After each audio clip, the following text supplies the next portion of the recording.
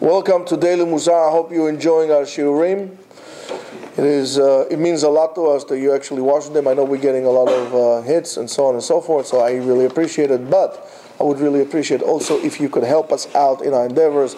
Last week, for example, we did another single night for people in the tri-state area. We had a very, very, very nice turnout. Those things cost money, and we can't sponsor it all ourselves. So we could really use some of your generous donations. You could do it through our PayPal at yeshivaetzion.com, yeshivaetzion, etzion.com. You can go to the PayPal and give us a donation through there. That will be great and tremendously appreciated. So now, we're going to blow the shofar on Rosh Hashanah. Why am I supposed to do that? Why am I supposed to... what's supposed to happen there? So the simple answer is, hearing the shofar is a mitzvah. You make the bracha, and you are fulfilling the mitzvah. So the plain kavanah, your plain intention is to fulfill a mitzvah. I'm hearing the shofar. I'm not saying a word until it's over. I'm okay. However, there are other things. One of the things to contemplate on is that with every blow of the shofar, our tefillot elevated higher and higher and higher and higher and higher. Just boosts them up higher. That's why it's important to daven in unison, that the atmosphere in Rosh Hashanah will be even different than that. We have a small minyan, and one of my dear friends, and it is a very, very unique minyan. We have it for the past 7 years, where I wish every minyan will be like that. We have everything there. We had Sfaradim, Ashkenazim, Hasidim. Everybody's there. We just pray together as people. So the Shaliach Tzibur will do Nusach Sfaradi, the Baal Koreh will be Ashkenazi, and it's fine. It's fine. And the tefillah is together. When we do Ptichat HaEchal, everybody goes to do Ptichat HaEchal. We do together. Everybody together. The parnasah should not be just for the one who donated the most. The bracha should be for everybody. Because only like this the bracha comes by the way. So that's why important to pick a minyan where the tefillah is, the atmosphere there is going to be of unity. So it's your tefillah, not alone. The bundle of tefillot from the place should be pushed together. But then there's another thing.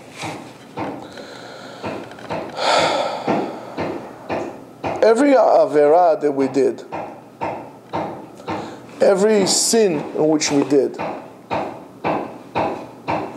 put another layer of a husk between us, separated us from HaKadosh Baruch Hu. What does it mean, separate us from HaKadosh Baruch Hu?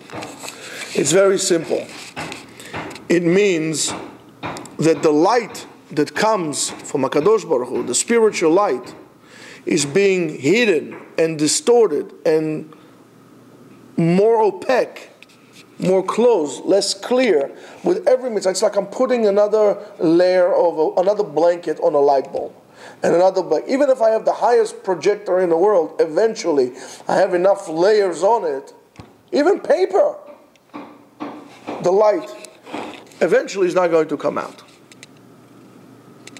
When you pray in Rosh Hashanah, so first of all, the tefillah has to come from your heart. Now you're coming to see your father that you haven't seen in a long time, and he's listening to you. And you love him. And you know that you did certain things that you were not supposed to be doing. You let him down. So the tefillah has to come from your heart. From the bottom of your heart. From your gut. And when the shofar blows, That purity is the pure sound. That's why the sound has to be pure. You can't put any gold around it or the shofar. The sound has to come from it pure.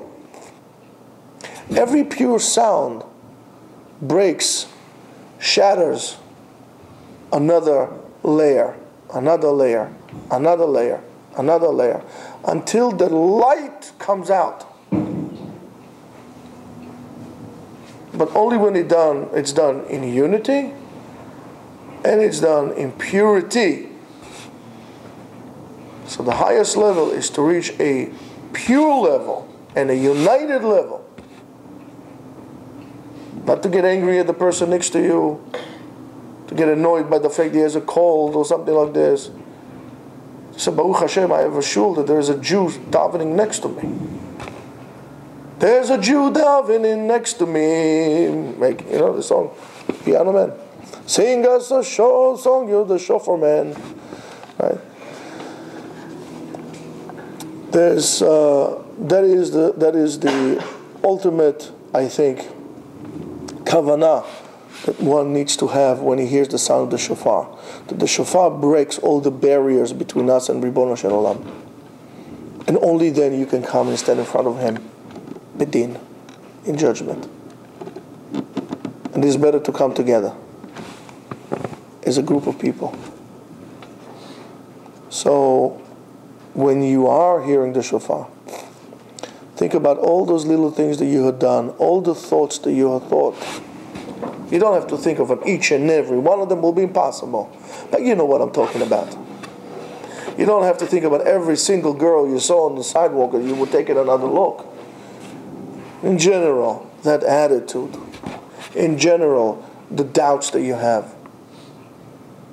In general, all those little accidental things that, oh, I'm sorry. You know exactly what I'm talking about. The shofar will break it because they grow like plaque on your teeth, and eventually your teeth will rot. It will coat your teeth, right? That's why you need to go to the dentist to clean your teeth at least twice a year. That's why you need to brush to remove all kind of plaque from your teeth. To remove the spiritual cholesterol that you had. And as much as the dentist cleans the teeth with sound waves, right? It's like high pitch, they go like this. It doesn't touch you. So is the shofar. The shofar makes that husk loose, and then since the neshama, the tefillah, that spiritual energy wants to ascend up anyway, that just breaks it. Once it creates a crack, it goes up. So when you hear the shofar, think about tshuva. Think about repentance. Think about coming home to Daddy. Have a good day.